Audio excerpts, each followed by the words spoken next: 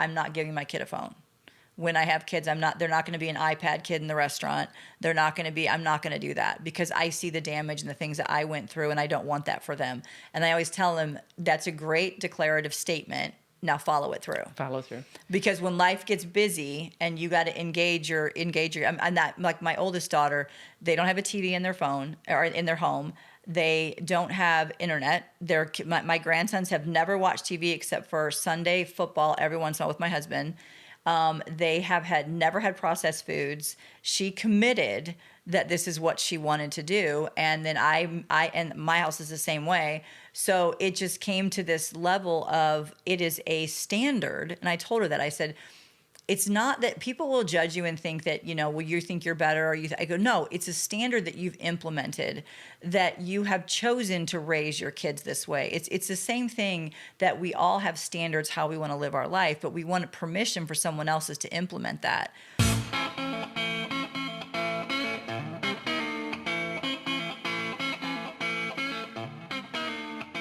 Hi, and welcome back to Old School. Today we're going to have as our teacher in class, Tracey Martin. She's a multi-generational women's coach and a brain health trainer, which is so cool. I love the definition and how this came about. So we're going to drill down on that.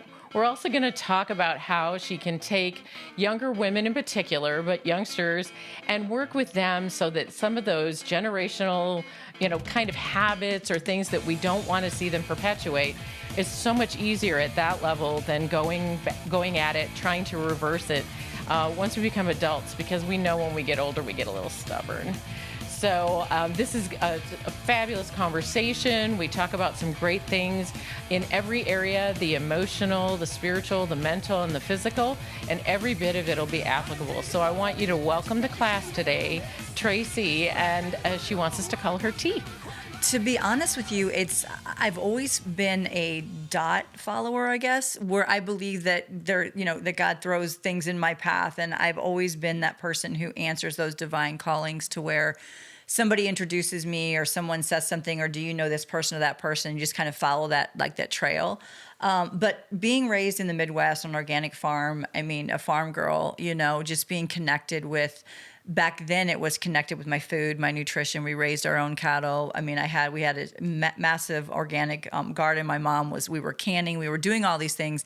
And so you take that life and you don't realize that it is a foundation, and I think that's one of the things is just, even as a coach, is just building foundations for people. So I was raised there, very close-knit family, was a barrel racer with horses, was in 4-H, always an athlete all my life. And so I had a very in-tuned connection with, I think, my family, my life around me, and then also just in life in general of always showing up, right? So I always wanted to learn. I'm a student forever of life, 100%. And then somehow I got stuck in an abusive relationship. I never saw it in my family. My parents have been married 67 years and just an amazing, they're still doing great.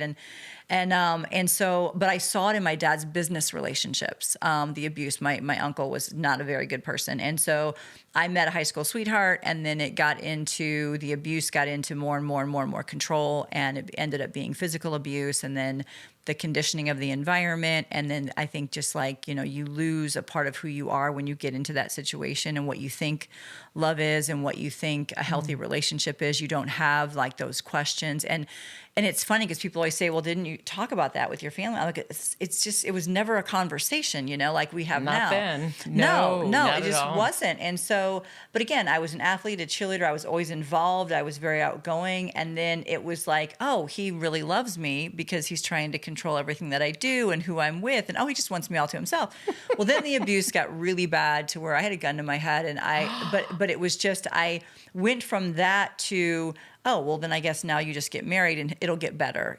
I can help, I can fix. And it was just, and all that's in my book. And so it was just the whole conversation of understanding that I don't believe in this, and I get in trouble when I say this, but I understand there's traumas and there's trauma buckets and things that we go into, but I also believe that a lot of it is adverse experiences that we have to get to the other side of it. You can't sit in it and allow it to define you. And I never saw that growing up. So it was just forever forward, which is literally my my motto is always forever forward. And so I, by the grace of God, got out of that situation, and then moved in with my parents for a little while because they were worried about everything. But during this time, I was a personal fitness trainer. I went back and did all my certifications and training in that. And I've always loved the body as far as mechanics, functional ability, healing, all those kinds of things. And for women, especially the strength, I think physical strength also represents mental strength. And so, and emotional strength. And so I saw that with myself, and I was kind of I was a different animal when it came to personal training. I was training way back before anybody even knew what it was. So in May, I turned 60. And so it was like, You look fabulous, by the way. Oh, thank you. So it was like, it was like, okay, I was a personal trainer. Nobody even knew what it was, right? I was, moving in with clients, helping them with their nutrition, meeting with their doctors, advocating for them. And it just became this innate, natural way of reconnecting people. And then it got into the coaching part of it, which was the families, the conversations, the transparent conversations. Why don't we talk about this? Why don't you want to know these things? Because we can get to the other side.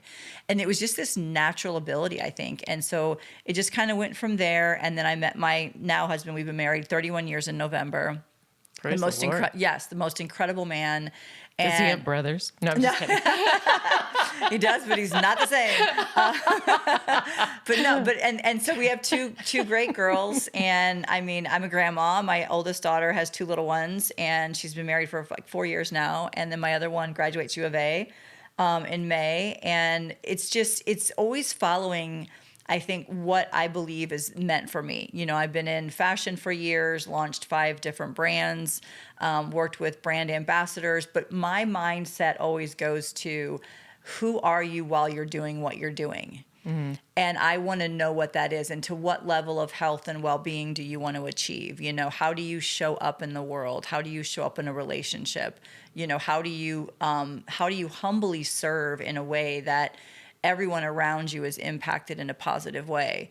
And so it just became this life's mission. Unbeknownst to me, it was just my way of life.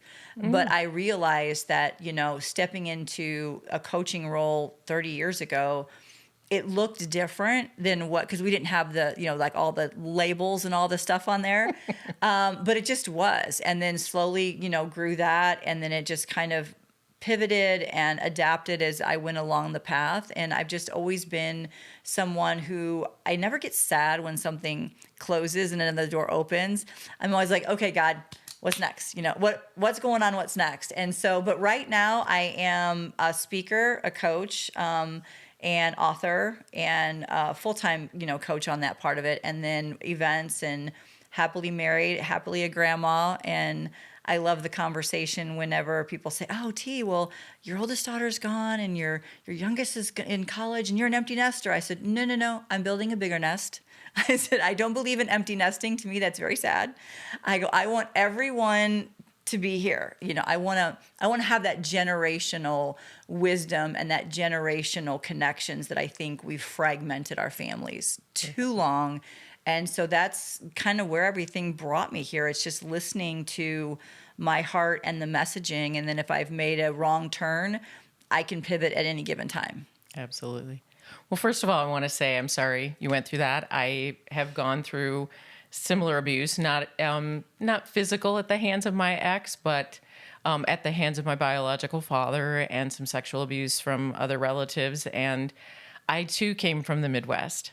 We were not farmers, but we lived right in the agriculture belt. So nice. I was taught how to can and crochet and sew and all the things that nobody does now, because they just go buy really poorly made food in cans, or they throw stuff out and just go buy a new thing as opposed to sewing a new outfit or whatever.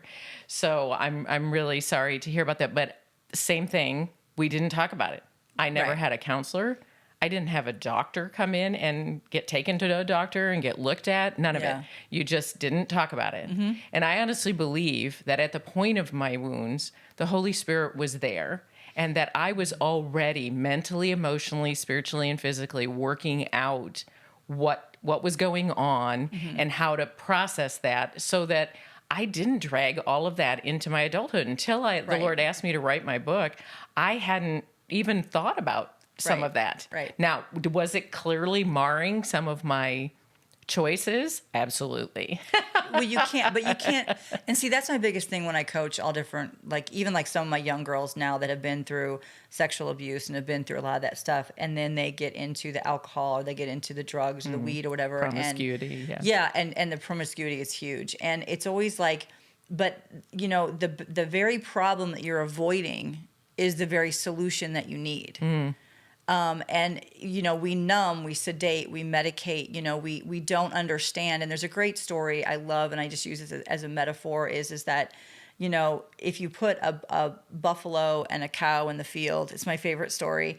And That guy that's the head of CrossFit. He's talked the about one that, yeah. And it's like you talk about like there's a storm coming because we are either getting out of one, going into one, or preparing for one. And so it's like when you have a cow and a buffalo in the field and a storm is coming, cow runs the other way, right? And they're in there longer, it's sustaining farther, and it's worse. A buffalo runs headfirst into it and gets through the other side of it. And that's what I think we haven't taught our younger generations, the grit and the resiliency of this happened to you. I apologize that it happened to you, but now there's a level of personal responsibility that you need to understand that, you know, I'm sorry, at the hands of adult, you weren't protected. Your innocence wasn't protected. But now you have an opportunity to either pivot and heal yourself and get out of the victimhood and then change the generation that you now become a part of. Absolutely. Because my father, the beating he had received at the hands of his father. Right. So then my brothers and I have the choice to perpetuate that or not be. Like you said, I always say I was a victim, but I'm not a victim. Exactly. That's not what I'm defined as. And I've been recently being walked through some very interesting things. I feel like my healing in the form of physical and spiritual has been pretty solid. No one's ever going to be healed this side of heaven. Correct. But I'm walking that process. But mentally and emotionally, my battlefields and emotionally feeling that I wasn't, you know, anytime a feeling came up or something triggered me, I was berating myself for allowing that to happen. And it's like, well, how are you going to stop those things from happening? No. Right. What you need to do is when they do happen, not sit in it. And then not compound it by now berating yourself over it. You know, all right, this, you know, got brought up. Great. Right. Don't let it derail you for the next 2 weeks. You know, grieve it, whatever, and move beyond it. And so much of that is self-coaching too, where I think a lot of the modalities of therapy, counseling, psychiatry, I personally believe they're broken modalities because they keep you evolving around the stories and the traumas, and you keep repeating this. And it's like when I meet with someone, I'm like, if you think I need to know your story, I'm happy to listen and hold space for you. After that, then I want you to then go, where are we going to go now? And whatever you have gotten up until this point has brought you at this moment in time. Because I think if we continue to revisit I always tell people, it's like you wouldn't pack your suitcase full of everything that you don't need and drag it with you everywhere you go during the course of a day. Interesting. You wouldn't do that, right? Right. It's like, no, and so we have to learn that is what we're doing. And I have an older client, and she's the best, and she was going through all this issue. And so we did an exercise to where I took her to the base of a mountain, and I said, we're going to, you know, here's a backpack, and there was 40 pounds in it. And I said, we're going to hike. And didn't question. She picked it up and put it on her back. And I go, okay. So we get halfway up, and I said, do you want some help with that? She's like, no, because she's struggling. I go, you want some help with that? No, I told you I was going to do it. I go, okay, but did I ever tell you to pick that up and go? She goes, no. I go, you just obeyed. And I said, that was not for you. That was part of a story that I told you, and you didn't let me finish. You just grabbed it and took off. And so we get to the top and of course we threw it off, whatever. And the conversation, I go, that's what we do in life. We pick up all of our pieces and all of our traumas and all of our rocks, and we just put them in our bag, and we go, well, here I go again, you know? And I think that becomes an automatic negative thought. It becomes our internal dialogue that we default to. It just becomes that soundtrack. And we have to learn to disrupt that. And that may be changing your environment. It may be changing the people that you're with. And all those things are permission internally to go, I've been there. I don't want to stay there. I want to go this way. And it's scary.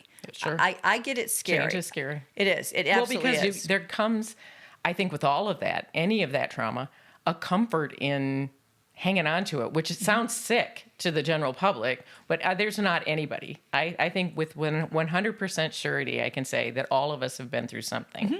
So there's comfort in being able to kind of say, maybe that's my reason why I haven't done X, Y, or Z too. So, you hanging on to that is scary. I relate it to when I finally started healing, like having a tumor removed without anesthetic. Because I had been letting that tumor sit there, not going and seeing anybody to figure this out. You don't want to know, right? Yeah, and you it's don't like, go and we find do. out. We choose a familiar hell over an unfamiliar peace all the time because our body is supposed to keep us safe. And comfort and what we know already is perceived as safety. And so, and I find that so interesting that we've got younger kids right now that I work with too, and then older. I think my oldest is 80 and my youngest I've ever worked with is like 10. And it's when you look at the conversation, and I know this always gets me in trouble because there are people that we meet that they're never going to change. They're never going to be what God created them to be. And it's because of what they've gone through and what they allow to maintain. It's like being stuck back and not being, and I get that. It's like Lot's wife. They just are not going to let it go. Yeah. You're not going to let it go. And you can't save someone. You can't rescue someone. You can pray for them. And you can be there if in a moment of crisis. But at the end of the day, I think that's where we get stuck. We believe we can. I mean, I know I did with my ex. I'm like, oh, I can fix him. I can make him better. I'm like, no, you can't. And when you take that moment and you're like, I'm going to save myself at this point. And you walk away, and then of course the people around you, the judgment, everything starts to fly, and it's just like, I actually don't need your permission to move forward. Yes. I mean, I just don't. And I think that with women, we have that in us anyway, to be the nurturer, to be the caretaker, but we got to start with us first, and that's not selfish. No. I mean, it's just not. No, because you can't export what you've never imported. You can't. You can't do it. Yeah. It's the same with people who feel like, about their testimony and you're not saving anyone, but your lifestyle and your testimony and your story can definitely be something that leads someone to Christ, if you will. It's impactful. Yeah. It's impactful. And I think a lot of times too, recently I've had this kind of like brought to the surface of my attention is, so many times people talk to you when you're trying to change a habit.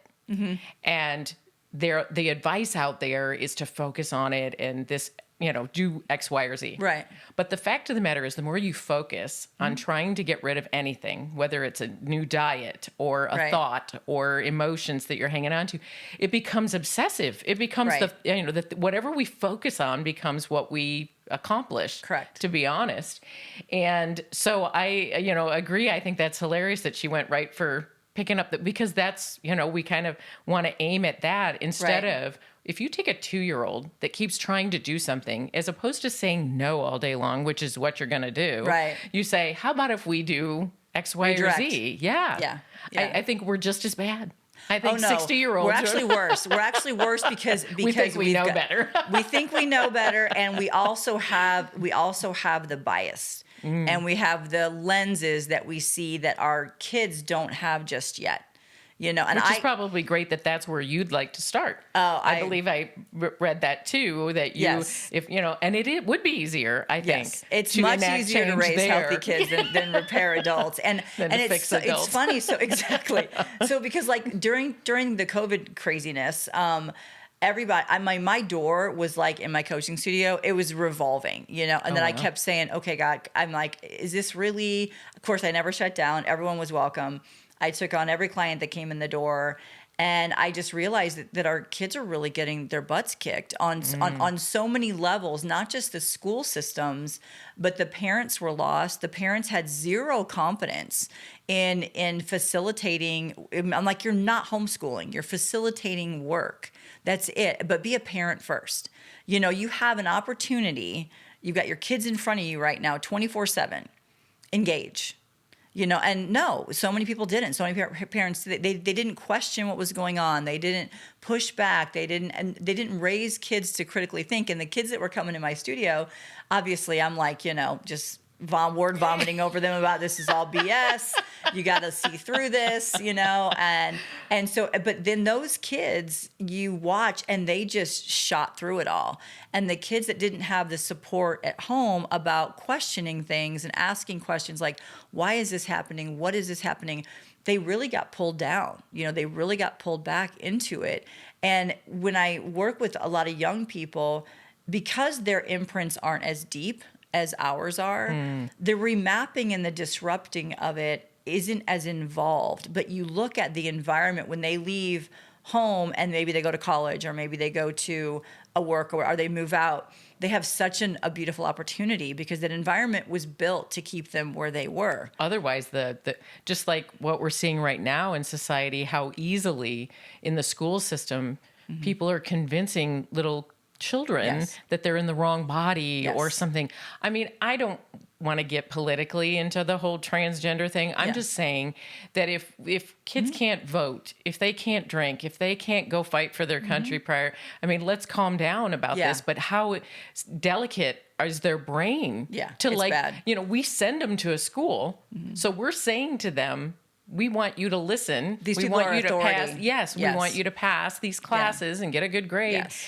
And homeschooling my daughter for her junior high years was probably one of the best things I could have ever done for her. I mean, she was in a Christian school, but that doesn't mean that there aren't other influences. Not today. No. Absolutely. No. But she and I decided that lifestyle and the world, we were going to be taught together that way, and it was some of the best time. I did the same thing with my daughters, and we did so many other things. I mean, and it's funny when you look at and do statistically, it takes a kid 100 hours to learn how to read.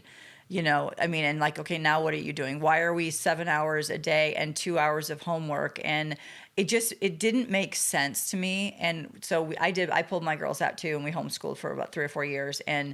But I think what I saw with so many of the kids that I work with during all this craziness was that they trusted until they realized that, my parents don't know.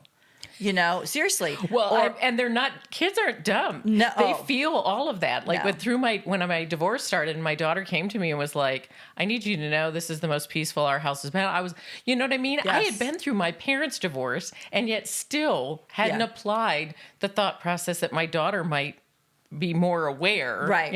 Right. No, and she was 15 when it was they're very in tune. Like I said, they don't have the biases that we have yet.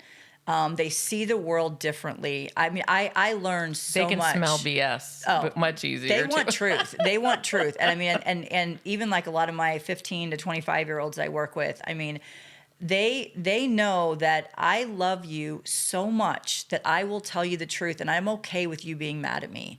I'm okay. I don't really care because I can't look at myself and think, I should have said this, it would have helped them more, but now, I want them to like me or the agenda. And that's the whole thing with the whole school system is these social contagions that happen with our kids.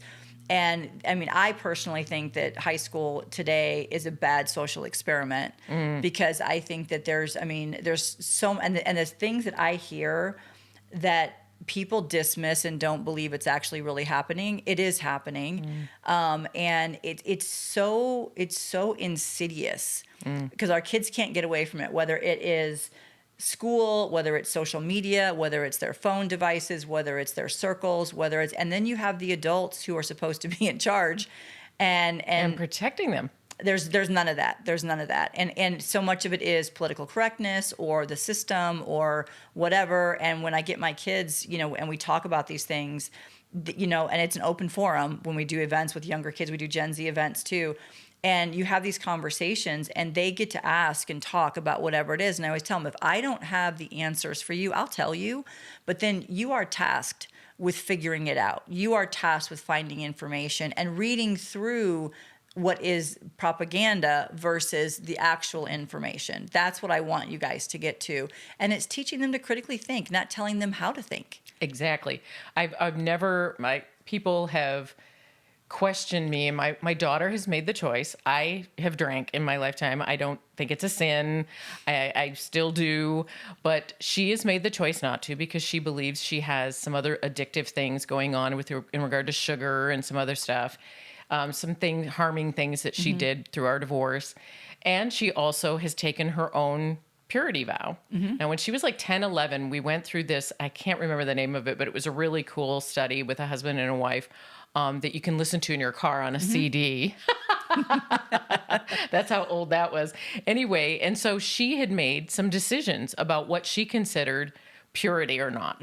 Not because I forced her to, not even necessarily because she read it in scripture. She understands sexual immorality in the scriptures, but she made her choices. And people are like, well, you're forcing her not to drink because you didn't. I mean, how don't you think you're a hypocrite? And I'm like, ask her. Yeah. And she explains to them in full theology and everything. And then they're shocked. I'm like, you know what? This is what's called teaching our child to critically think. I'm not going to force on her how to vote. Right. I made her do the deep dive. Exactly. Yeah, I'm like, this isn't right because then you walk through life. What's going to happen when you do go move out or when you go get married? They're lost. You're going to just let that person then start to tell you and everything. That's why I said when we were talking earlier that Gen Z, there's a whole loud demographic, bold demographic who is getting these messages way earlier than what people are giving them credit for. Right. And they're seeing that what has been happening isn't working. I mean, dating, relationships, marriage, health, well-being, you name it, it is not working. Right. And so you can choose a silo to jump into and go, I'm going to attack this or this or this, but they're all connected. Yeah. And that's why, I mean, and I've had more, Gen Zs who have said the same thing, they're not drinking. They're some of them still struggle with the whole weed thing because they perceive, well, it's legalized, so it must be. I'm like, do you want to know why it's legalized?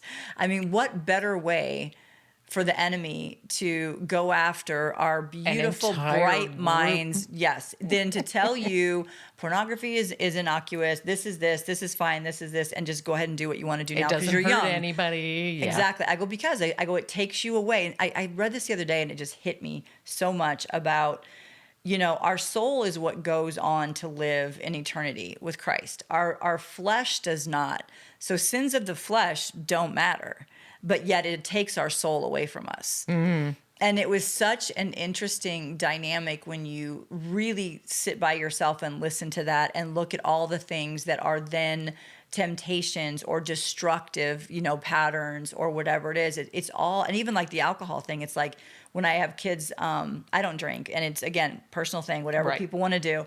But for my younger kids, it's like we've normalized underage drinking. Your brain is not even formed yet. And if you look at brain scans like I have with what it looks like, what's happening to your brain, and then you look at older people who've been drinking for a long time and you look at the brain scans, that should scare the crap out of you.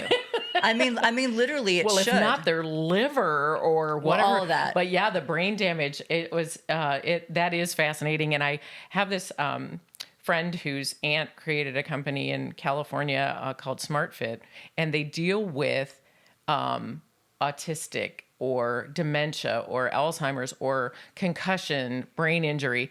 And they discovered you have a 7-day window when your brain rejuvenates cells to get it to engage and create another synaptic connection. And that if you did something physical while doing something mental, you were more likely to engage them and not have them just become senescent cells or what have you. You're building more neurons in the brain. Right. Yeah. So they have these lights, and like, for example, they'd have a basketball player who had a concussion dribble and do math problems by tapping on the... I was like, this is so cool. So I kind of developed my own little... Like, I will do puzzles, and I'll memorize scripture out loud while I'm doing them so that I'm doing kind of a poor girl's version. But it's no different than when we, and that's why I said when we first started talking about just the everything connected. It's like when you are physically healthy. I mean, the way that I explain it to my young kids is if you turn 16 and I'm going to give you a car, and that car is going to have to last you the rest of your life. So you're going to put the best tires on it, the best gas, the best oil changes. You're going to take care of it. And because it's got to take you to your job, to your friends, everywhere. I go, but you will take better care of your car than you will your body. God gave you one. He gave you one heart, one brain, one body, and we trash it all the time. And then we want to know why we have this physical crisis and this metabolic crisis and all these things in our world. And so when you look at young people and you teach them to steward that, the language is very different. And these are the kinds of things I wish was in school. And that's one reason why I know that alternative schooling or homeschooling is better, because you're able to do these things. You don't have to hit a system, we're not checking the boxes. And most of the kids I work with, the younger, and even the families, I move in with some families. I do some crazy stuff. But it all starts. Come on over to my house. Seriously, I do. I have a family I moved in with for 3 days, and we do dinner time coaching. We do food, nutrition, rest. We do all of it because it's all that foundation, and I do believe food and nutrition is fundamentally foundational. And so when you have the skill set, when you look at your kids that leave high school to college, most of them will tell you, I'm not prepared. I don't know what I'm doing. When they graduate college I had a conversation with the dean the other day.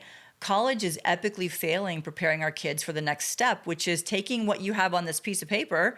How is it going to translate? What are you going to do, right? And so we've lost these skill sets, and we've lost these things that not everybody's going to be a YouTuber and deal with AI. We need trades. We need the skills. We need all that stuff. The social media influencers has taken over what used to be every kid thinking they were going to go on to play some professional sport. Exactly. Like and Tony Hawk. The likelihoods are all still the same. Yes. Getting struck by lightning is going to be a little bit more. I taught at my daughter's, she went to a small Christian school, and they asked me, I'm a pastry chef, I've been a line cook, I work in accounting. So they asked me to come in and teach a life skills class to them, and only to the seniors. And it was their last class on a Friday so that we could go into the kitchen. Okay. And I taught them how to cook. I made them do infomercials on small appliances and large appliances so they'd know what the heck they were doing, how to do laundry. It shocked me that these children did not do their own laundry, that mom and dad were doing their laundry all the way. I'm like, what are you doing? You're not preparing them for a mate, for anything. No, and it's really a double-edged sword, because I talk to clients like this, and it's like, you have an affluent client who has a cook and who has someone taking care of their house and cleaning their house and doing it, which the parents have earned that. Okay, sure. Absolutely. But you're doing a disservice to your kids, because now they think that's normal, or they don't have the skill that through osmosis we all learned. Or they think they're a failure if they don't go out on their own and can't afford all of that. Yeah, and I always tell my kids, I go, that's your parent's lifestyle, that's not yours. Yes. Who said that's not yours. Shaq, I think it is. Really? I saw him on some show, and he said that his kids said something like, "We're rich," and he's like, "Mm-mm, no, it's not your money." I'm rich. Exactly. Or it might have been Steve Harvey, but I think they both kind of said that in there. But it's true. It's so true. And and the thing is you don't want to.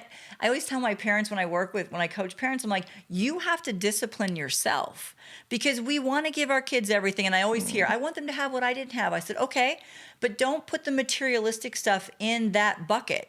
You earned what you have. They haven't earned it, and they don't have a why as deep as your why. So they're not going to go after it, because all their needs are met. And then you complain that they're failure to launch on your sofa, and you're paying all their bills and feeding them, and you want to know what's going on. Why isn't this working?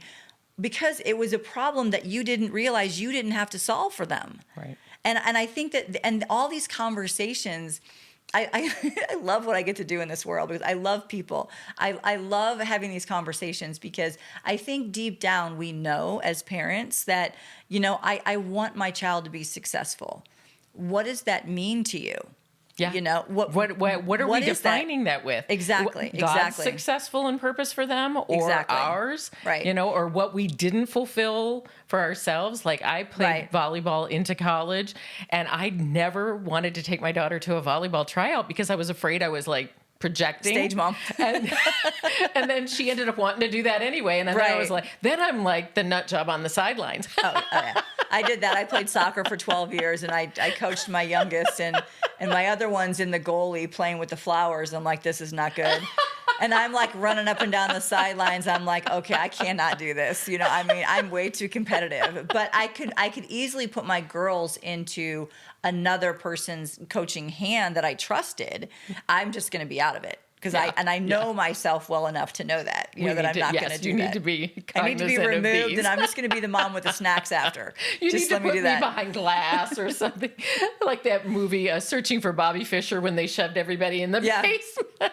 Exactly. That's totally. I mean, but I know that I can tell myself, you need to go to your room. Yeah. You need to stop it. But I think so much of it too is that we've lost the ability as parents and just as humans in general to remember to live our life not by somebody else's terms or somebody else's blueprint. That I've never been in this moment ever before in time, and so I need to remember I'm bringing certain things to this, and my experiences, my lenses, my biases, and everything will have me on the other side of it, but it may look different than somebody else's. And the comparison game that our younger people deal with, and the social media comparisons, and I even have older women who 50, 55 who are like, I need to get off of social media because I'm looking at the way that I'm supposed to be doing things, and I'm like, by whose standards? Right. And how much of that is genuine?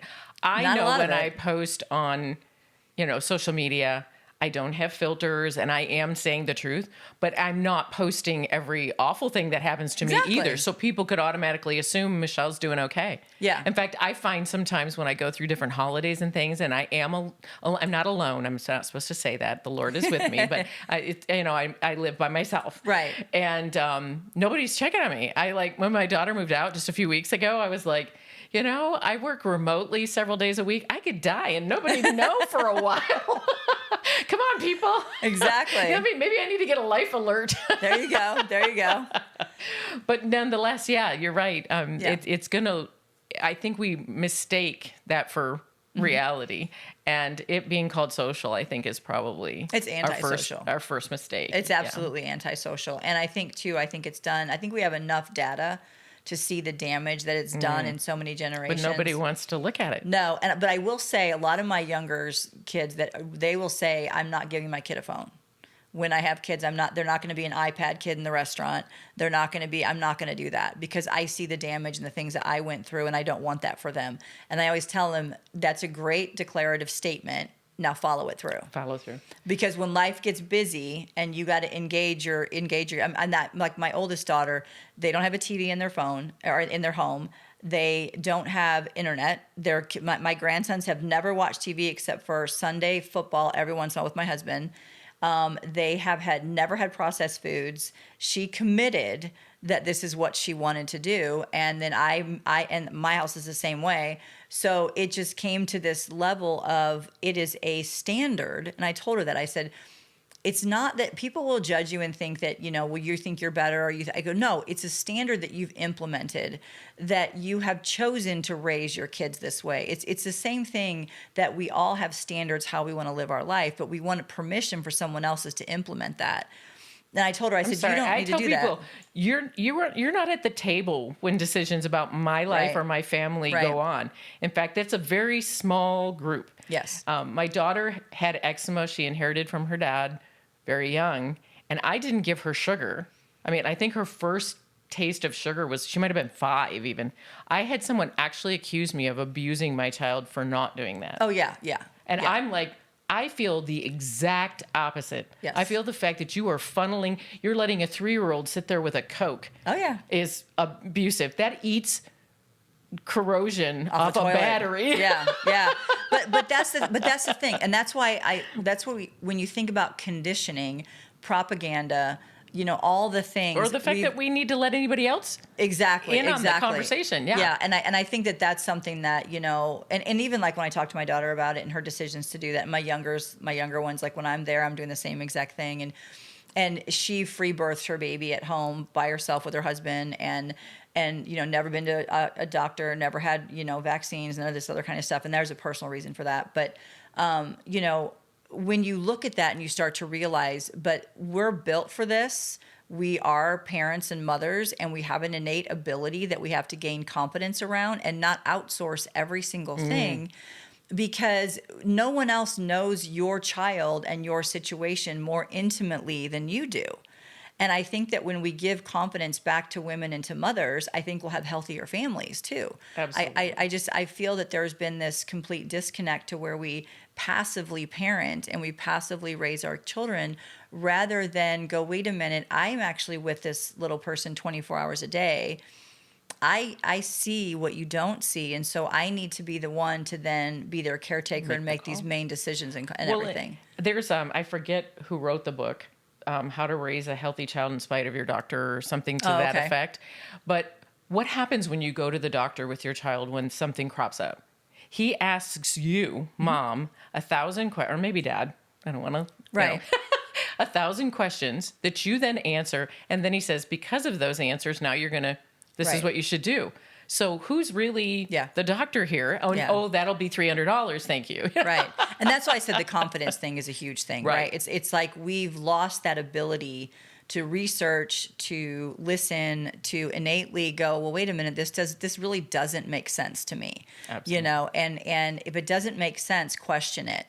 You know, and I think the thing too with younger moms that I work with, you know, they're asking questions that other women never asked. How do I prepare my body to even have a child? Ooh, you know, which I love. Well, that's incredible. No, I love I don't that. know. I've never heard anybody ask that out loud around me.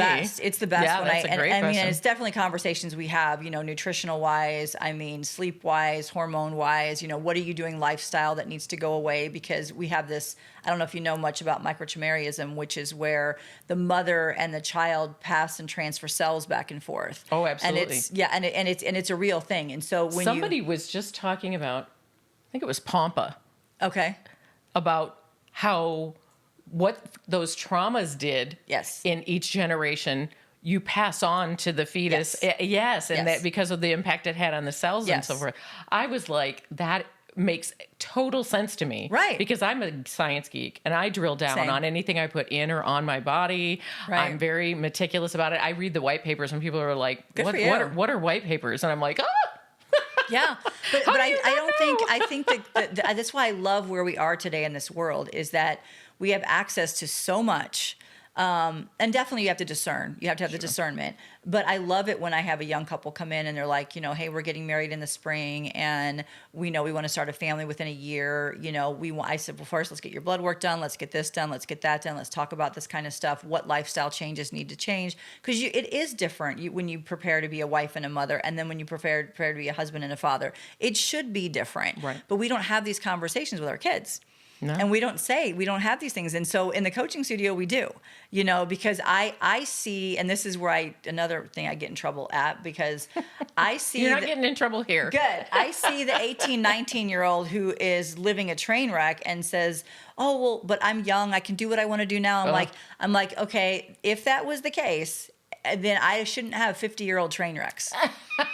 because at some point in time you should rein that back in. You clearly didn't pull into a station anywhere between 18 and 50. Exactly. And so it's just been this, and that's why I said, you know, it's easier to raise healthy kids than repair adults, because you start to realize that there's information that is at our fingertips. And so when we ask the right questions, you know, no matter what that is, whatever stage or season in life you're in or you're going into or you're preparing for, I go build a foundation that can withstand a crisis.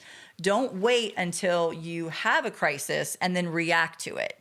And that's ultimately what I love doing with people. I mean, I think it's important to have that mindset. Cool. Well, I think, half the questions I had in mind, we've just kind of moved right along. But I do have a question, and I think that what our conversation right now has explained what this is, but I still find it an interesting title. So I'd really like to know what the definition of a brain health trainer is. Because you have that under your email sign off. Yeah. So it was basically a solution to a problem. So I had all my young kids coming in and the parents, you know, hiring me to work with their kids, and their kids were dealing with alcohol, pornography, promiscuous sex, weed, all this other kind of stuff. And of course, me telling them, you know, it's not good for you. You can't do this, whatever. and definitely parroting what their parents were saying. These kids are too wicked smart. So I go, okay, I have to go at it a different level. So I went to Dr. Daniel Amen's University and I became a licensed brain health trainer because I wanted the biological information.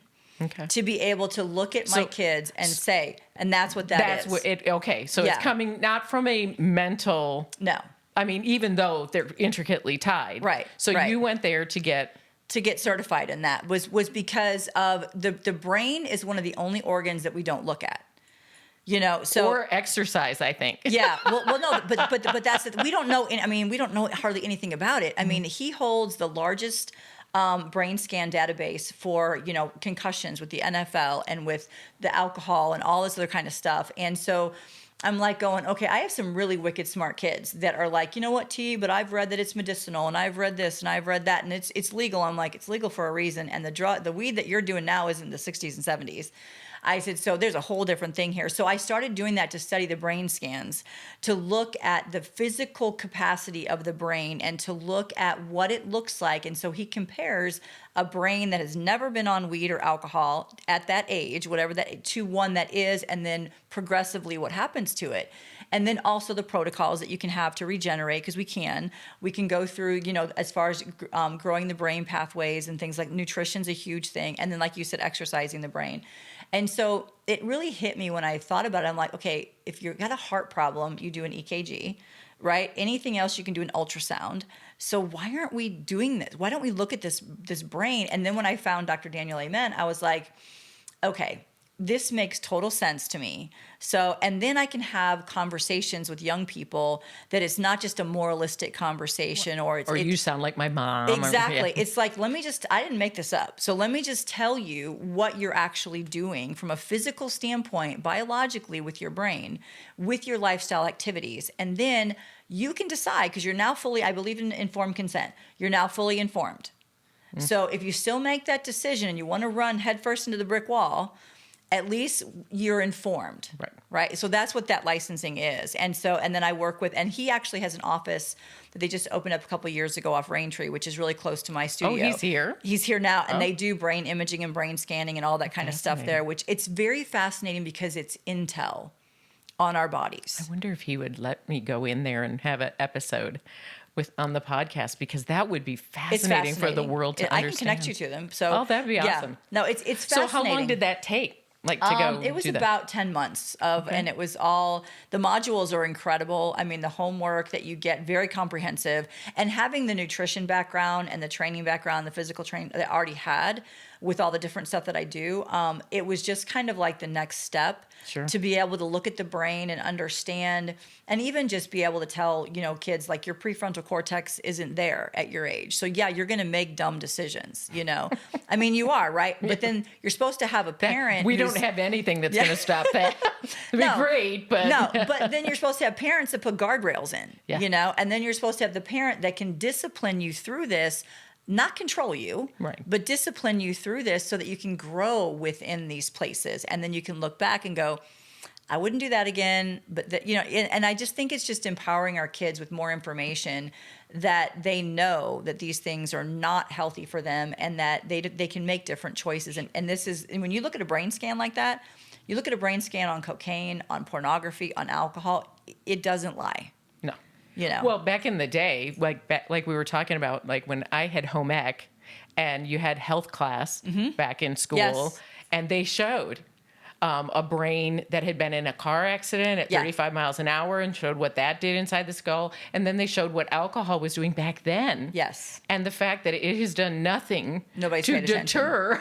But I think Not that I think they're talking about it anymore. No, but I also think that that's where the social media and the glamorization of the alcohol, the drinking, the propaganda, the commercials, all the stuff on TV. These famous people developing, so like bad. The Rock having his tequila line. And Exactly. everybody, they're just making it so they want so much to be like the Kardashians or the You're whoever. being conditioned that it's okay. And that's why I love raising kids that are rebels, that are looking at this and questioning it, and then maybe turning around and going the opposite way.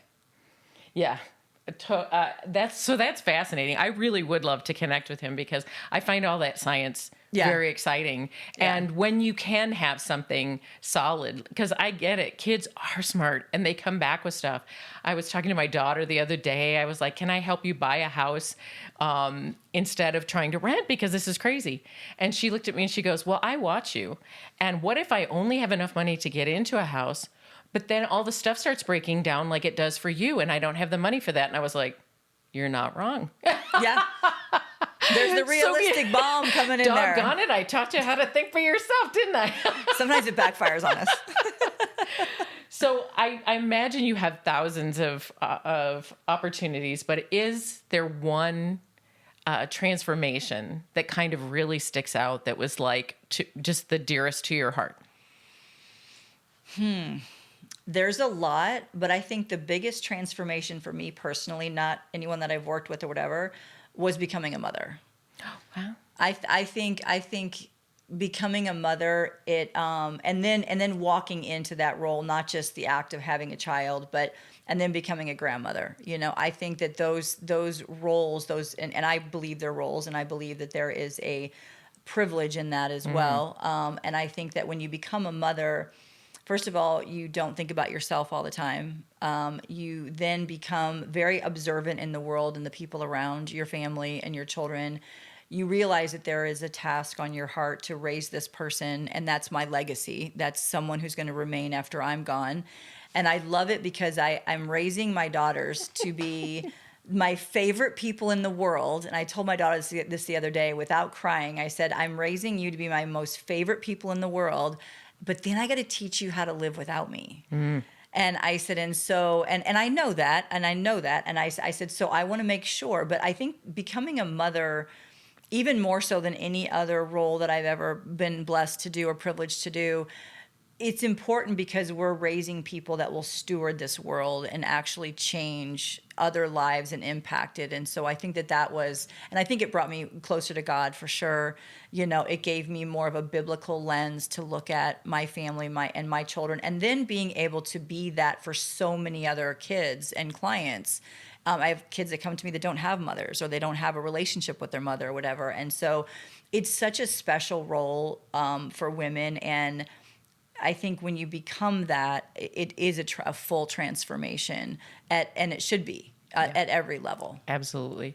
The day my daughter was born, of course, we all start crying. And I looked at her and I said, now I understand how God loves me. Exactly. I absolutely do. And I know that it's hard for a lot of people to think that you could love your children and not have conditions. But I mean, seriously, like she could burn down an orphanage and I'd be like, okay. What do we got to do? Yeah. Somebody hurt you? I got a shovel. Let's go. Exactly.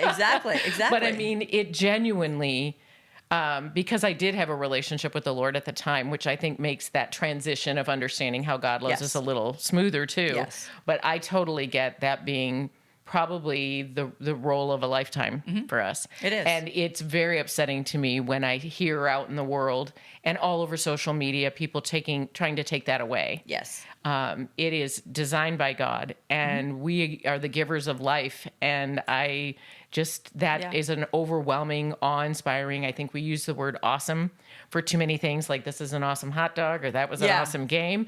But in awe this situation, of my Lord and Savior and my Almighty God Creator, that is the role of a lifetime. It is. And I think those of us that are older, we need to find that bold, convicted voice for our younger generations and tell them that, it's been diluted in the world. The feminist movement has really lied to you and all these other things, and realizing that it is one of the most beautiful, and I realize it's not everyone can experience it, but if you can, you have to look at it that it is a privilege. You're stewarding and raising a life. And that's why I said a little bit ago about when young girls come in and say, how do I prepare my body? I said, you're growing a human. So that's a huge responsibility. And so the questions are getting deeper, and the connections are getting stronger. And I couldn't ask for anything more than that, what I see the work that I do for sure. That's beautiful. And I would imagine that has to do with your, I don't know if you want to call it your mantra, your mission, Forever Forward. I saw that in your introduction to your book. Yes. Leaning into legacy. So I'll have the connections in the show notes for that. Yes. But that's awesome. Yeah. I told you when we connected that I have so many friends who I feel like the generational stuff that happened, and it's not that we're past it. It's not that it's impossible to make those changes. That absolutely resonated with me with what you're doing. To kind of wind things up, I ask every guest for their nugget. Like, what is the one thing that you wish you had known sooner or someone had told you sooner? I think the one thing that I wish I would have known sooner is that humility is probably a superpower. I think that it really truly is, because when you're in different seasons in life, you try to one up someone, or you try to be louder than the other person, or push yourself out there faster. And I just think that servant leadership and being humble is something that, when you sit back and you watch and you're the last one to speak, or you allow everyone else, to kind of go, and then you wrap things up on it. It's being a servant leader and being humble. And like I said, humility is a superpower, I believe. I believe, especially for younger people, to get that there's plenty of time. You're right where you're supposed to be, and everything that happens to you happens for you. And you may not understand it now, and I get that, but just stay in forever forward motion, because then I think you'll get it sooner rather than later. And don't numb out the very thing that you got to grow through. And it's painful, I mean, it's very painful, but it's a beautiful pain when it's applied for somebody else's good or your good. Like the pressure of creating a diamond. Exactly. Yeah. Why the word refined for the events and stuff like that is because we're being refined. Yes. I mean, that's In what the that is fire. about. Yeah. Yes. Yeah. Yes. Well, this has been awesome. I'm so glad Thank that you. I reached out. I consider you a swing for the fences, because I thought, I don't know if who I'll get through to or not. But the reality is, I pray over every request I make to be a guest or to have a guest. And the Holy Spirit knew what I needed I love and it. brought I you love here. it. I was So very honored. This Thank has you. been really a great conversation. I love everything you have going on, and I want to make sure that we will put everything in the show notes too about your events, your Yes. refined events. But for anybody locally to be able to come and take part. Now, do you do virtual as well? Like if somebody were listening somewhere else in the world? So I do. I coach virtually too. Oh, cool. So I do one-on-one coaching virtually. I have clients all over the country. I do one-on-ones in Scottsdale, of course, at my coaching studio. And then the events that we do refined is not virtual, and it's intentional, because I don't believe there's anything that is compared to being in the room. Absolutely. And so, Are those always those here? are always in Phoenix, but we are taking it on the road. So that was always my vision, was to have it a tour. The first one will be Dallas. We have not gotten our dates yet, but the one coming up here is April 5th, and it's multi-generational. In the room this time, we have regenerative farmers talking about food, nutrition, your connection back. We've got Alaskan fishermen talking about the truth about the fish industry and what you're actually purchasing. Raw dairy farmer. We've got a biological dentist that is talking about airways, sleep, breathing, the facial structure, removing amalgam or whatever. all Yeah. those things. Oh, awesome. And he's great because he talks about just how we've evolved over time with ultra processed foods, and we're not growing our jaws like we used to, and it's affecting our health. And then also just how he creates and how he changes that. And I haven't done his procedure, but I did that to where I broadened and widened and expanded. And so all those kinds of things. And then we've got a female entrepreneurship panel of incredible women that have created either products or are all mothers, how they've contributed financially to their families. And then we've got a woman that developed a skincare brands, natural clean skincare alternatives. And it's not to say one is better than the other. It's really ultimately that when you're looking for solutions, I have young women who are pregnant and don't want to go down the chemical-based skincare route. So we've, I always want to create solutions and resources in the room. So, and then we have Refined Marketplace in the room where they can purchase the grass-fed meat, raw honey, sourdough bread, natural skincare, beef tallow skincare. It's all in the room. And then what's our other panel?